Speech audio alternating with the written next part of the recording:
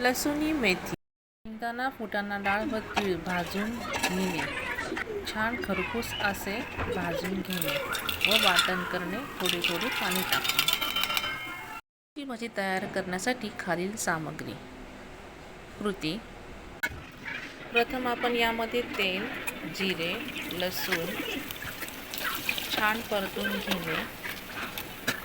2 ते 3 मिनिटं झाल्यानंतर त्यात मीठ व कोरडी केलेली मेथीची भाजी छान परतून घेणे व झाकण ठेवणे.